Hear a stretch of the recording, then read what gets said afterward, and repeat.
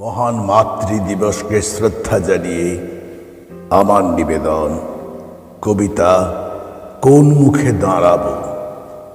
লেখক মানিক পাল, কণ্ঠে অঞ্জন গাঙ্গুলি। 21 এলে এখন আর প্রভাত ফেরিতে যাই না। কেন যাব? কোন মুখে দাঁড়াবো গিয়ে শহীদ মিনারে? কারণ আমি তো খালি পায়ে হাঁটতে পারি না, দামি জুতো ছাড়া এক কদম চলতে পারি না এখন। আমি যে ভুলে গেছি আমার বর্ণমালার বর্ণ পরিচয়।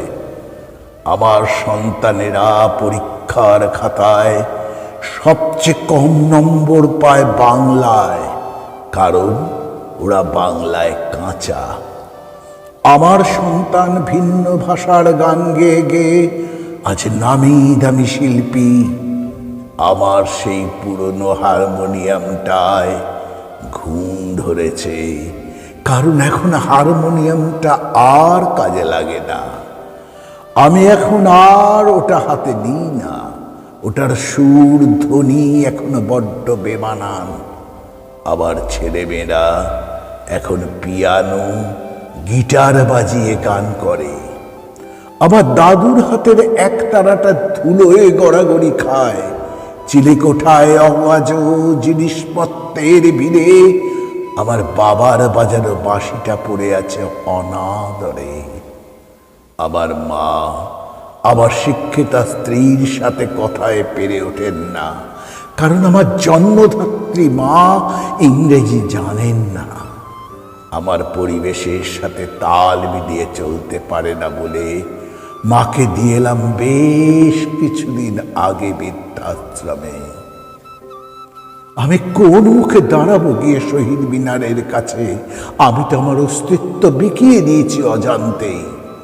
ভীষণ লজ্জা লাগে যখন 21 আসে, যখন ভোরবেলায় প্রভাত ফেরির সেই আমার ভয়ে রক্তে রাঙানো 21শে ফেব্রুয়ারি আমি কি ভুলিতে পারি?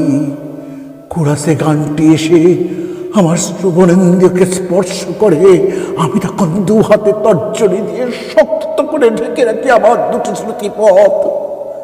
আমি তখন চোখ ঘুরিয়ে দেখি আমার ঘরের বিদেশি আসবাবপত্রের মাঝে কেমন একটা বিদ্রুপের হাসি।